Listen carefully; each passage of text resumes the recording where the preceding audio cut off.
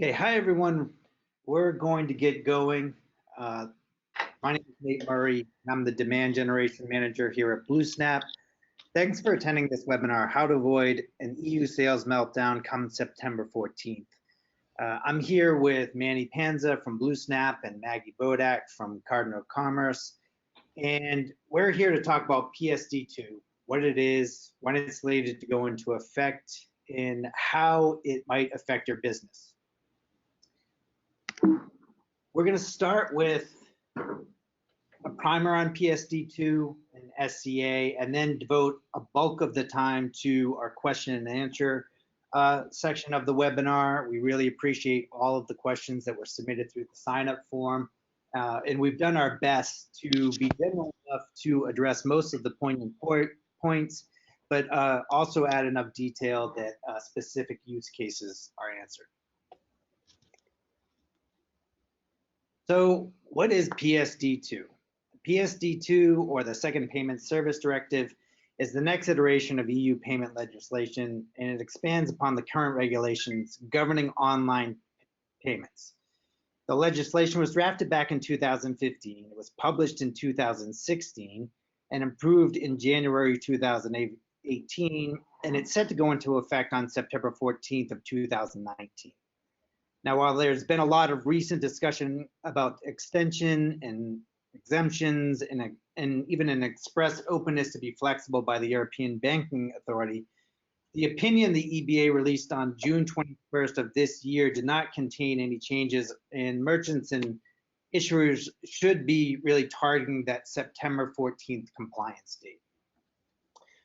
PSD2 is centered around two key components: strong customer authentication and 3D Secure, which is the technology that really allows that authentication to happen. Strong customer authentication is the capture of at least two independent factors that validate a card holder when making an online payment, better known as two-factor authentication or multi-factor authentication. Sorry, fat fingers.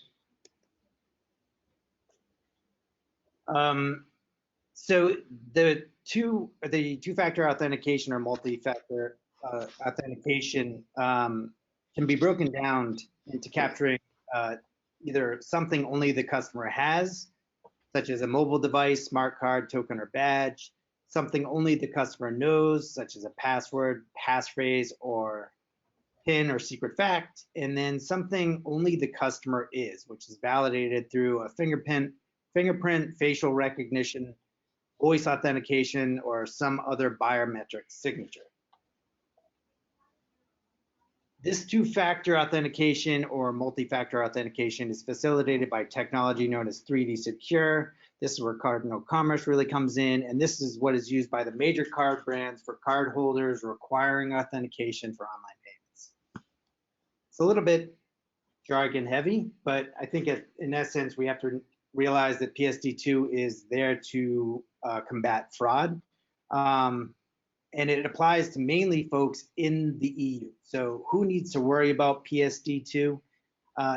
This is a bit nuanced, and we'll get into this in more detail during the Q&A portion of the webinar, but the folks that really have to worry about being compliant with PSD2 are merchants that have a legal entity in the EU or whose acquiring bank is in the EU, as well as marketplaces, ISVs, and platforms. So obviously this changes the payment flow just a little bit. On the right, you can see a little bit more detailed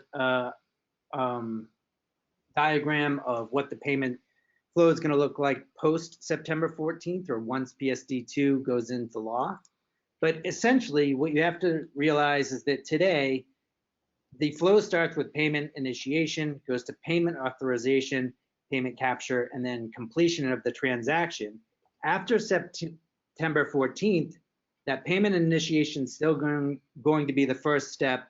And then there's an added authentication step, and then authorization, and then capture, and then completion. So in its simplest form, that's how it's going to work post September 14th.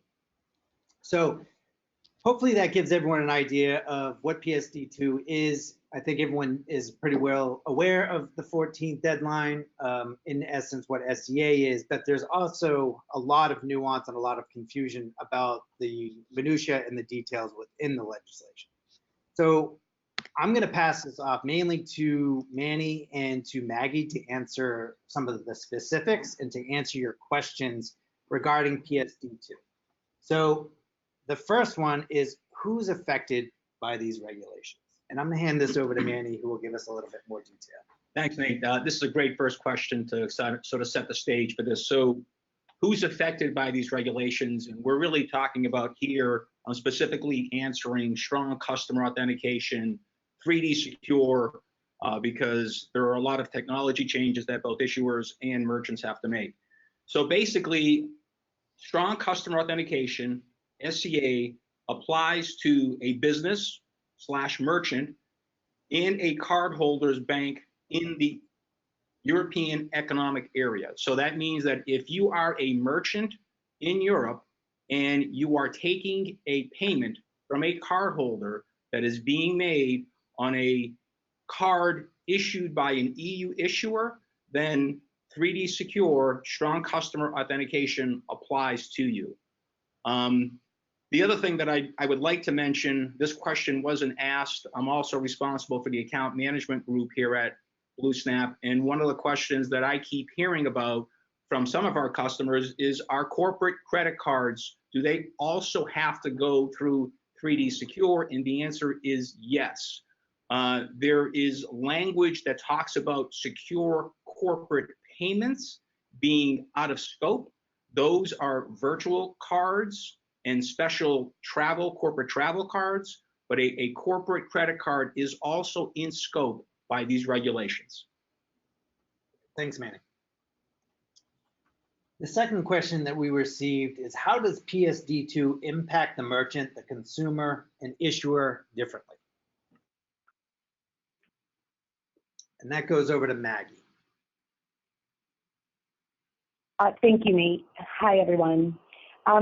Yes, it does impact all three areas, whether that be the merchant, the consumer, or the issuer. When we think about the European market, this has been actually saturated with 3D Secure for quite some time. They had EMV chip cards roll out about 15 years ago, and then once that rollout started, fraud started spiking to card not present transactions. So insert the world of 3DS 1.0 and the protocols that exist today. Back then, issuers were challenging transactions all of the time. The usage of the authentication method was typically static PIN or passwords. They were also asking for enrollment into the program.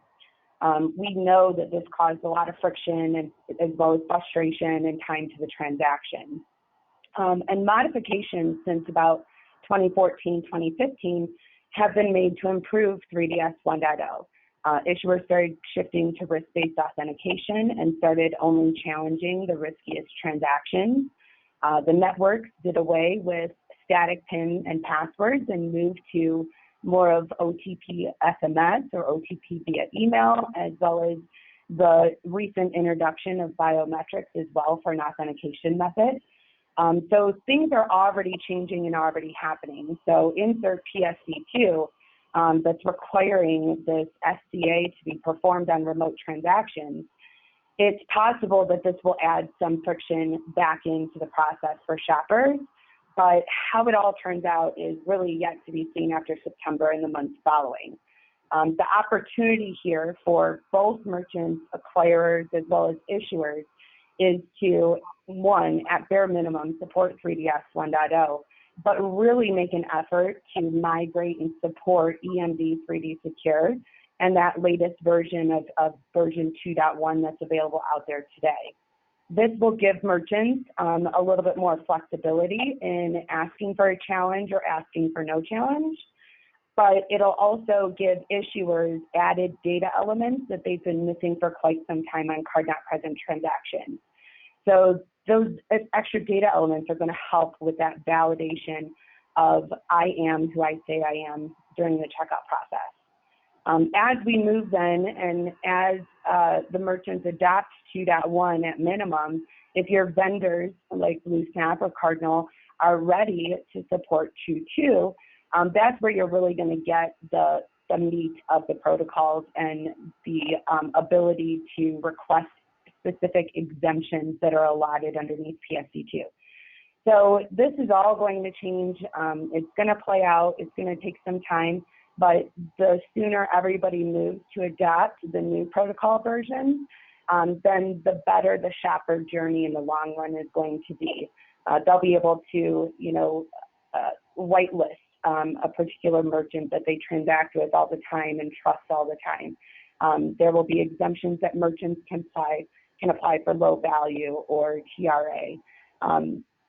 As we move through this should lessen some of the expected friction that's going to be added back into the ecosystem.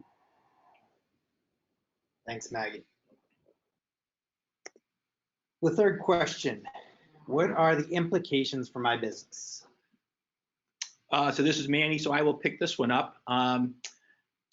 We'll get into the date of September 14th and whether that date has changed. There's, I believe, a question coming up, and I will address that there. But the implication for your business is, again, this is not a MasterCard or Visa regulation, and I think we have all seen at times where, for example, dates will move for those regs like EMV did here in the state a number of times. But the implications are that the issuer is going to decline a transaction after September 14th that should have gone through strong customer authentication. And that is a law. So basically, if the issuer does not decline that transaction, they are then in violation of the law in their home country. So that is the implication, is that your transaction as a merchant will be declined. Again, if you're a merchant doing business in Europe and the cardholder that is transacting with you is using a card that is issued by a European issuer, that transaction after the 14th of September should be declined by the issuer per the regulation. Yeah. So you can kind of understand the agita for merchants that are preparing for the holiday season, and there's a bunch of flexibility, which is why that September 14th in compliance is really important. We're going to move on to the fourth question, which is, what are the benefits to consumers under this directive? Maggie, do you want to field that one? Yeah. Yeah, thanks, Nate. Yeah, we talk about this often, and ultimately the consumer, the shopper, is all of our end clients, right? Whether you are a merchant or acquirer or whether you are an issuer, that's their card holder, and for a merchant, that's their consumer that's purchasing their goods. They can benefit by quite a few ways underneath the SCA requirements in PSD2. But I want to take a step back as well, is that, the primary goal of PSD2 is well beyond SCA and secure, customer authentication. It's a larger banking initiative. So this is just one component of that. I talked a little bit before in the previous question about the utilization of EMV 3DS and the data elements that are going to be exchanged between the merchant and the card issuer. In a 1.0 world, that was about 10 or so data elements that were required to be passed. Now we're getting upwards of 100, 130 data elements, both required, conditional, and optional. So the more data that you send, the more that customer is going to be validated by their card issuer, the more confidence that issuer is going to have in approving that transaction, as well as applying transaction risk analysis and identifying the transaction as low risk. When transactions can be identified as low risk, and when exemptions can be approved by issuers, because we do need to keep in mind that although the merchant can request exemptions, it's ultimately up to the issuer. But the more that they're able to approve those exemptions or apply exemptions themselves, then the less friction the consumer is going to have throughout this process. That confidence in the data also trickles into the approval process in authorization as well. So when issuers are doing this right, then they're going to be sharing that authentication data with their authorization systems and be more apt to approve instead of false decline in that situation. We all know that there's nothing worse than having the money available, the credit line available to make that purchase, and then just getting declined by the issuer for fear of fraud or lack of insight into the transaction. Exemptions can benefit further.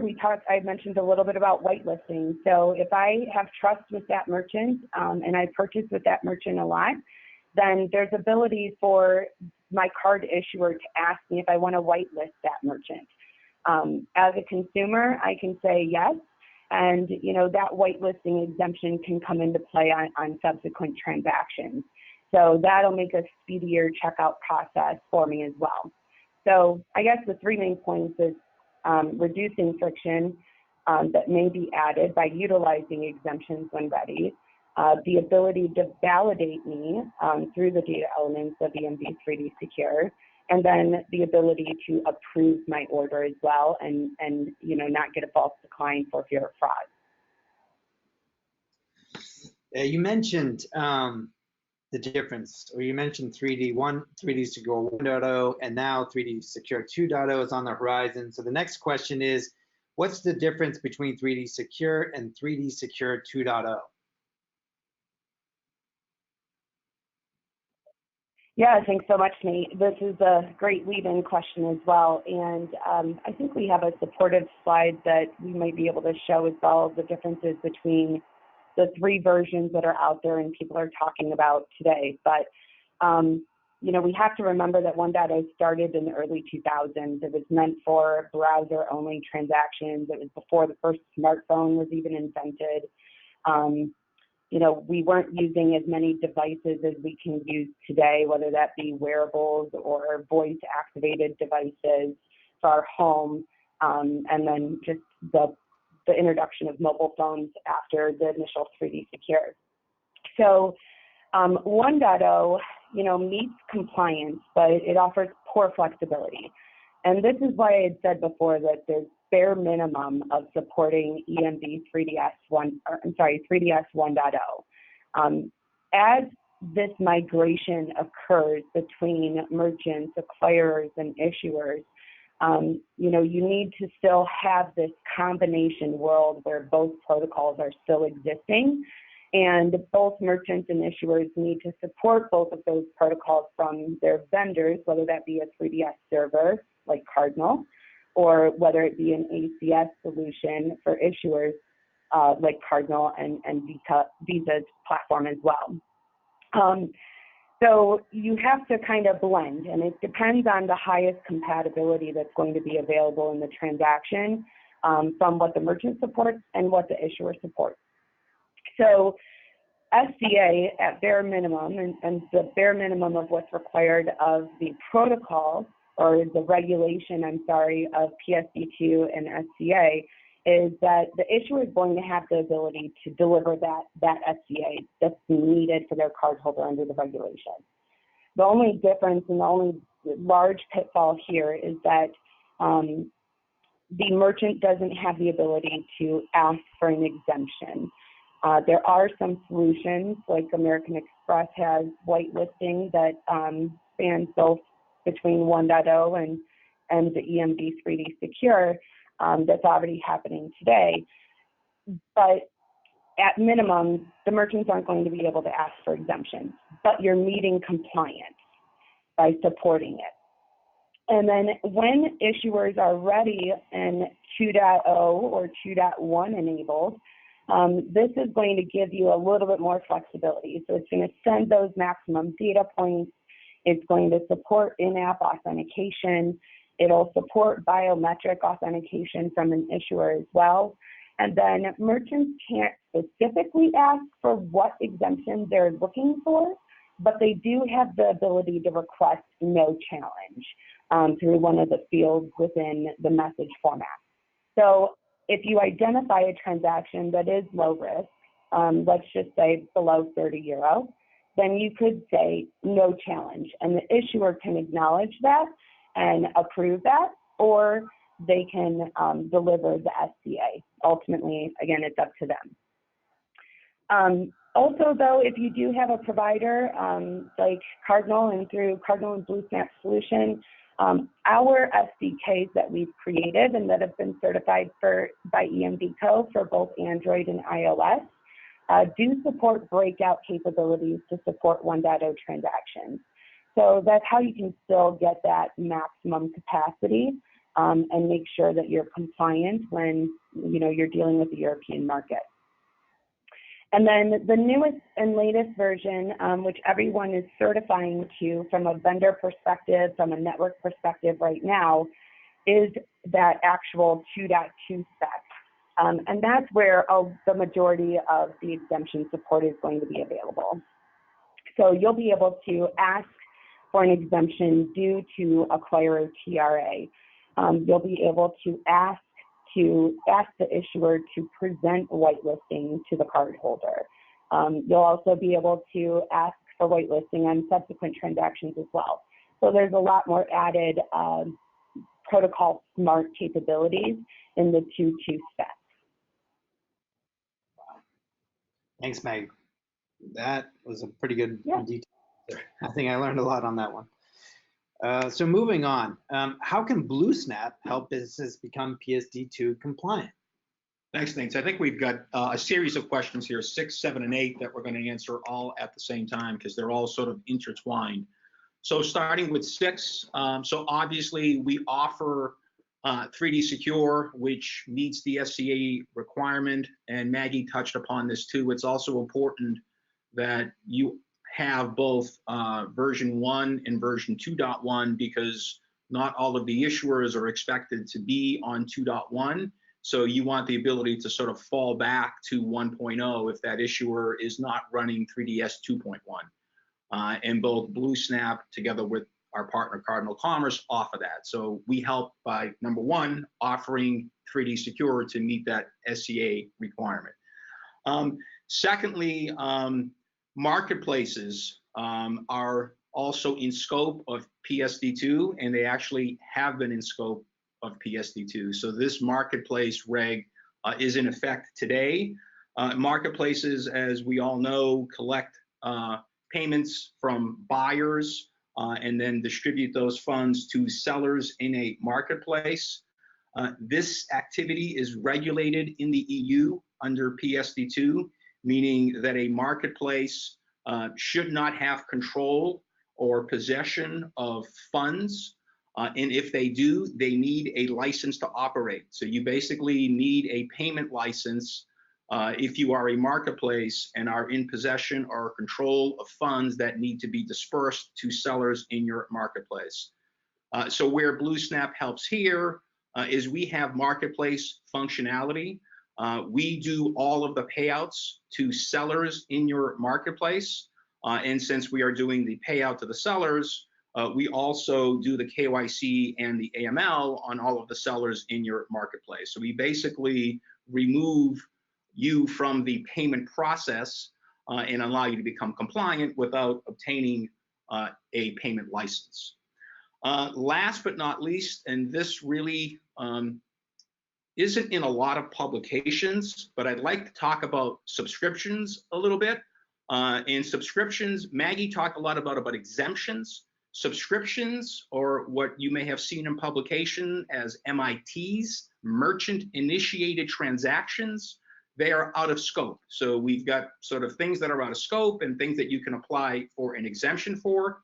Subscriptions are out of scope, meaning that obviously the first transaction of a subscription must go through 3D Secure. So you must authenticate that initial charge, but then for subsequent charges, your customer is not online, so you are initiating any subsequent charge of a subscription.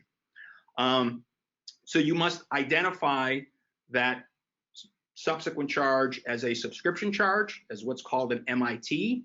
That MIT is then out of scope, but there is a little twist with Visa and MasterCard, and I'd like to spend a few minutes just talking about that here. So with Visa and MasterCard, what you will get back on that initial charge that goes through authentication is what's called a network ID. It is an ID that is returned by the card schemes. On any subsequent transaction, you must include that network ID. That is a way for the issuer to basically tie back the subsequent transactions that are not authenticated to the first transaction that was authenticated. So you have to basically pass that network ID so that the issuer knows that this was an authenticated subscription.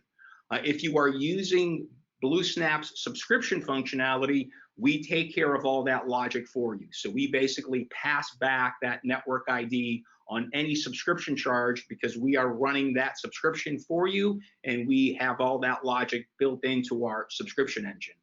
So basically, we can help you because we offer 3DS. We have marketplace functionality that alleviates the need for you to obtain a payment license.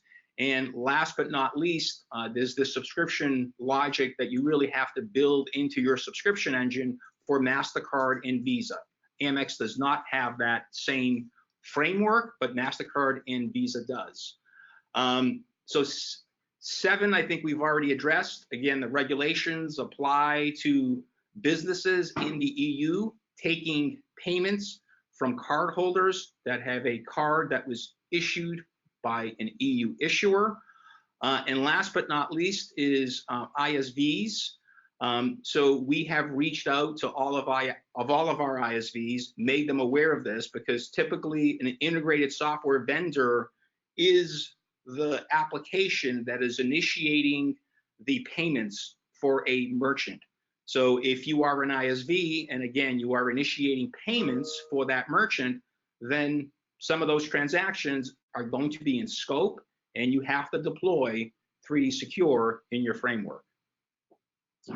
Thanks, Manny.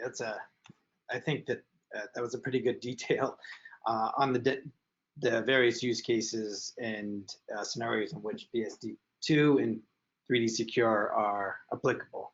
I think that the next question probably made up the bulk of the questions that we received through the form.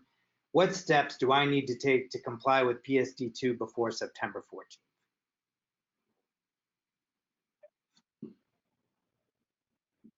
And I think this one. Yeah, thanks, Nate.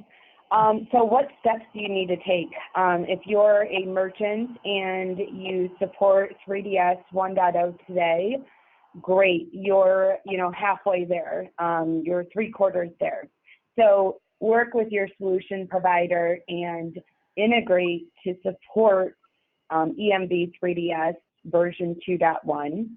And if it's Cardinal, then we also already have documentation on 2.2 that's supported today as well, even though we're in the certification process and that leg right now.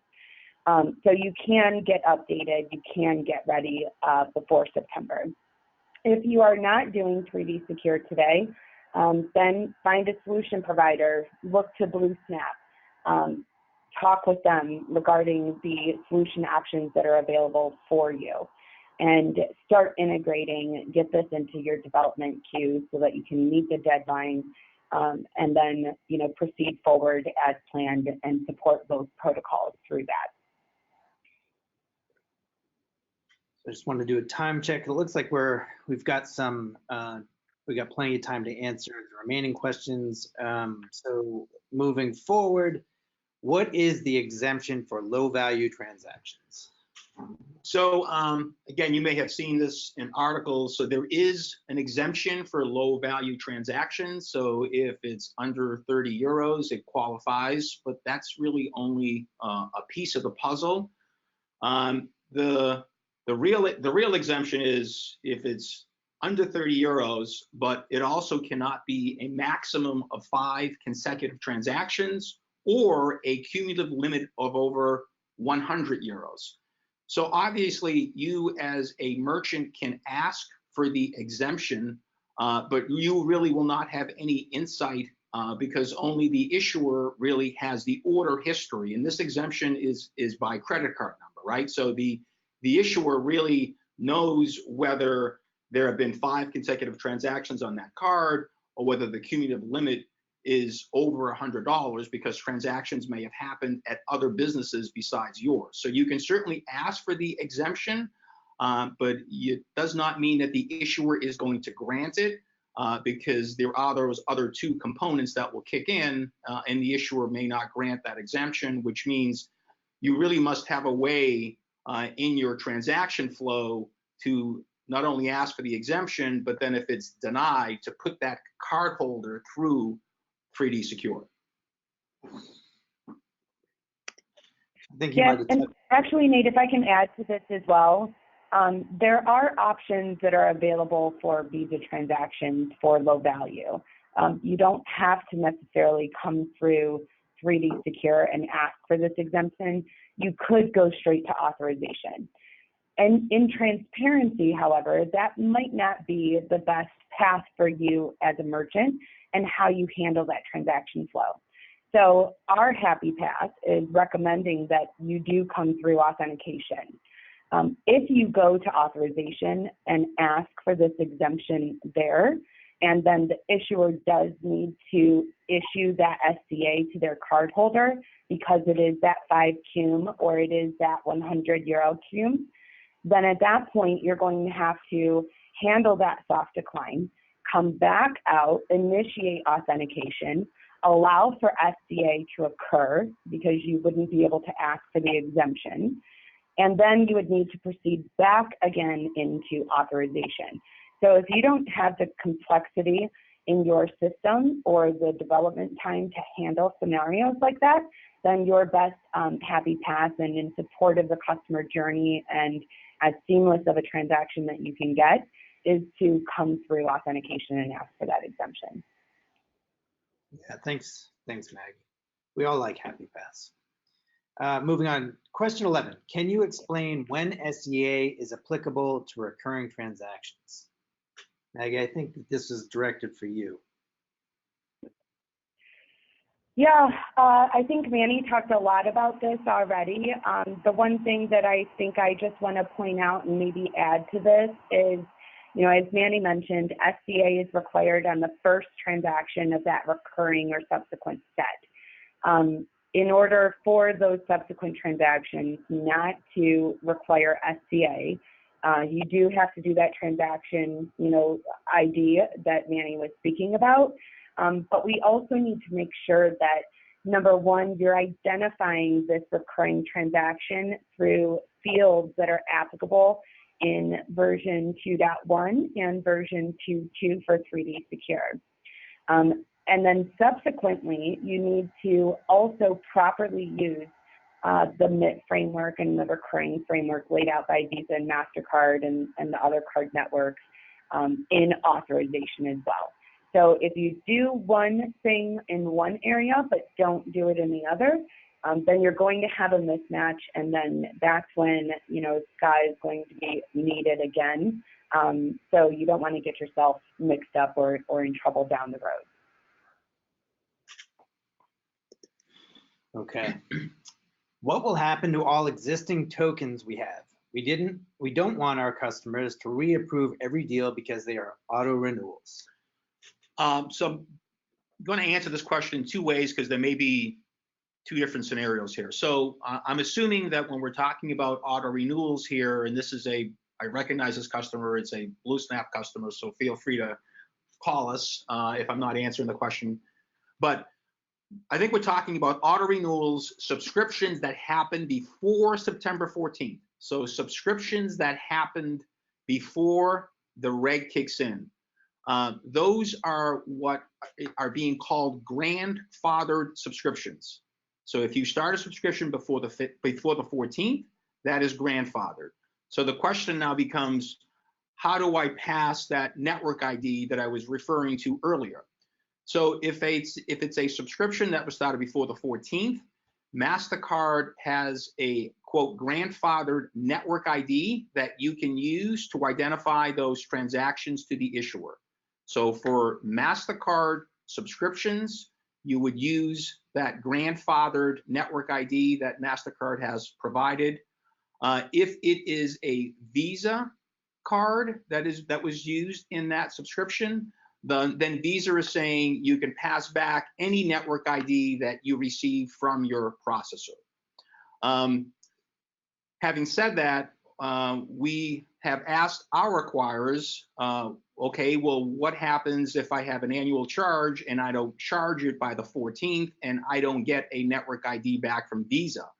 So what we are now seeing from Visa is they are issuing grandfathered network IDs that are acquirer specific. And again, Bluesnap will take care of all of this for you if you're using our subscription functionality.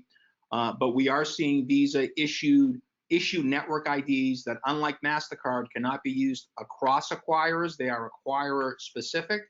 And again, Bluesnap will take care of that for you. If the question was about tokens and returning shoppers, so if you have tokenized a card for one of your customers and that cardholder is now coming back online, it's a returning shopper, they're picking a card that you have stored for them, that is not considered a merchant initiated transaction. That is not a subscription. That's what you will see as a CIT, a customer initiated transaction. So if you have a returning shopper scenario, that customer must go through 3D Secure again. Thanks, Manny.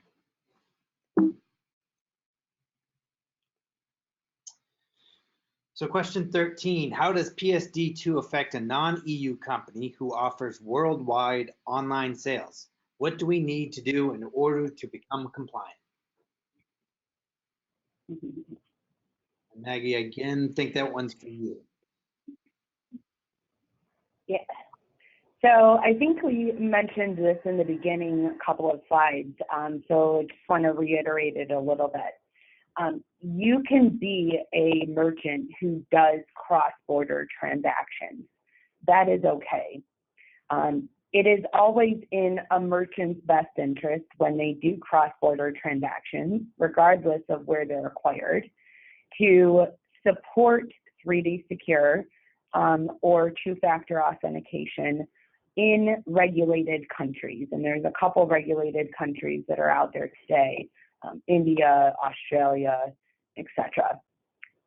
When we're talking about PSD2 and SCA specific to Europe, if you are not acquired in the European market and your acquirer is not in one of the European Economic Area countries, then PSD2 and SCA compliance does not apply to you. However, it could be in your best interest, since this is rolling out, since issuers are going to be looking for authentication, in order to gain approval increases and share that exchange data, you can still deploy 3D Secure for cards that are issued in the EEA, but since you're not acquired there, the SCA regulations are not going to apply to you. So you could maximize your consumer experience by receiving frictionless transactions. And then again, just like today, only those riskiest transactions are really going to be stepped up in that SCA. That interaction with the cardholder is going to happen at that time. Great. Thanks, Maggie. So those are the bulk of the questions that we got during the form submission. However, we do have quite a few questions that have come in through the course of the webinar. So I'm going to put these out, and Maggie and Manny, we can probably team up to get answers for them. I think we got a few more minutes. Yeah, we have time for sure. we can take some of these questions. So one is from a Bluesnap customer.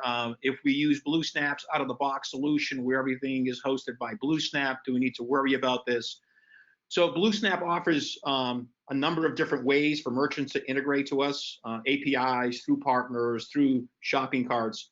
I'm assuming that this customer, and again, if I'm not answering the question, please email our support team. I'm assuming that you are using our hosted pages, which is another way that a merchant can integrate to Bluesnap. And if you are using our hosted pages, then there really is no coding that you have to do. Bluesnap will take care of initiating that authentication request as part of our hosted solution. Yeah, and Manny just touched on something. There's a lot of nuance and detail in these questions. If you have a question that hasn't been answered through the course of the webinar, we're going to follow up via email after the webinar is over with the recording. You can simply reply to that email with an additional question or detail, and I'll get an answer for you. So I'll just, we have more coming in, so let me just take the next one. I think I've answered this, but let me try it again. So the question is, what happens with subscriptions initiated prior to September where we do not have the network ID? So I talked about this. This is where grandfathering comes in. So if you have a subscription that was started prior to September 14th, the schemes are allowing grandfathering. So there is a MasterCard network ID that you should be passing in your subsequent subscription charges. We have that network ID on our website. You can use that network ID with any payment provider. It is non-acquirer specific. The Visa rules state that you can pass any network ID that you receive back. So if you initiate, for example, a subscription charge without a network ID right now, you will get a network ID back, and you can use that network ID on any subscription charge. The problem becomes if you have a subscription that is not scheduled to be charged between now and September 14th, and that's where I mentioned we are now starting to see Visa issue acquirer-specific network IDs. So it's similar to the MasterCard, but it's acquirer-specific, and you can use that network ID on any subscription that was already started before September 14th.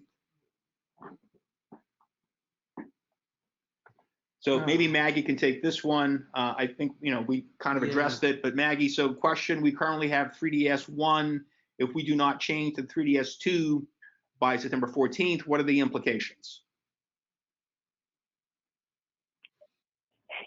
Yeah, thanks for the question. I think the largest implication if you don't migrate or don't get started in your migration is that you will not be able to participate in exemptions from a merchant perspective.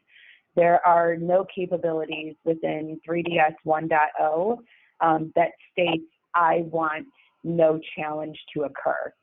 So you can expect that there will be SCA delivered on all of your transactions unless an overarching network solution for whitelisting exists that you as a merchant and that card holder with that card PAN is enrolled in. So that's what's going to be the main pain point, right? If you do not start migrating, if you have not migrated, then you're going to experience that friction, and your shoppers, would be impacted by that. Now, you will be compliant. You will be facilitating the ability for an issuer to deliver SCA to their cardholder during this remote transaction. So that's the benefit, but the negative is the friction that's going to occur in the lack of flexibility that exists in 1.0 today. You're also not going to be sending those tenfold of data elements down the authentication rails so that the issuer can choose to make better decisions. If you can't ask for an exemption, the issuers can still apply their own TRA. But if they don't have enough data to support the transaction risk analysis and to identify if that is a low value transaction, or a low risk transaction, then again, you have that fear of a friction that may happen and may occur. And Maggie, just to add to that. The one thing actually, yeah, I was going to add to that as well, but I'm sorry, you can go ahead, Manny. No, I was just going to ask you that. So we've been talking about exemptions, and as you said, most of them come in 2.2. The TRA exemption, though, the merchant must also be processing on an acquirer that is also eligible for that exemption, correct? Yeah, so the acquirer TRA is based on the acquirer's book of business, and there's really 3 levels of payment amount values and fraud ratio values that are assigned to see if TRA from an acquirer side can be achieved, right? So if we were talking about the 0 to 100 amount range, your acquirer's book of business needs to be below 13 basis points. Your acquirer will also have to allow you to utilize that exemption. Since this isn't technically an acquirer exemption, the acquirers are going to be liable in the event that that comes back as fraud. And everyone under PSD2 and SCA, the point is for everyone to contribute to reduce fraud out of the ecosystem and to secure transactions. So if you are a merchant who has a high fraud ratio individually, but that acquirer's book of business is low and they're meeting the fraud threshold across the board, you might not even be able to utilize that exemption because you have to get your fraud under control. So then you have to look internally. What are you doing to reduce your impact of fraud to the ecosystem? And then once you get better, then you may be able to utilize that acquirer TRA in the subsequent transactions down the road once you have that fraud under control. And that's a discussion that you would have to, open up with your acquirer. But one thing that I do want to mention is that, Visa had not put any hard stakes in the ground. They opened up enrollment for EMV 3D Secure in April of 2019, just a few months ago for the European market. Whereas MasterCard took a very different approach. They put a stake in the ground and they said that basically all merchants, acquirers, and issuers in the European economic area should have EMV 3DS by April of 2019. So that time has gone and passed. And that's a compliance concern as well from a network perspective. So you want to make sure that you're adhering to the network rules and program, compliance outlines that are there. MasterCard also has another stake in the ground for, globally all merchants, acquirers, and issuers should support EMV 3DS by, October of this year. And bleeding into 2020 where they want to sunset 1.0. So it's really, making a push and a shift and a different mindset to say, 3DS 1.0 did great. It helped us, but there is this brand new banking protocol that's out there that is going to completely benefit the entire ecosystem and, share that plethora of exchange data. So let's move to it. Let's support it. Thanks, Maggie. We have time for just a couple more. One that I see that came through. We use a payment gateway to collect on recurring payments on our behalf. Is this not the payment gateway's responsibility to comply with PSD2 on our behalf? No. Again, the merchant is the one. Again, I'm not familiar with the payment gateway that this question is coming from, but again, if we're talking about recurring payments, the subsequent recurring payments are out of scope. They don't have to go through authentication, but that first transaction that starts the subscription, that starts that recurring charge, that must go through authentication unless it qualifies for another out of scope maybe, but assuming that it's online, you must put that first transaction through 3D Secure, and then the subsequent transactions are out of scope. But as I mentioned before, you have to make sure that you're passing that network ID for MasterCard and Visa transactions. Yeah, Manny, I think from a wider perspective as well, authentication begins on the merchant's website and on the merchant's page. Especially with EMV 3DS, it's starting to collect device data, browser data, information that's contained within the web session between the consumer and the merchant. So from a gateway perspective, gateways typically handle authorizations, declines, approvals, unless they have a hosted solution like Bluesnap does. So at that point, you would want to know what that hosted solution is doing for you. And I think Manny you had addressed that earlier today. So yep. I just want to separate the processes, right? Authentication occurs prior to authorization, and components of authentication need installed on your web page or within your merchant application.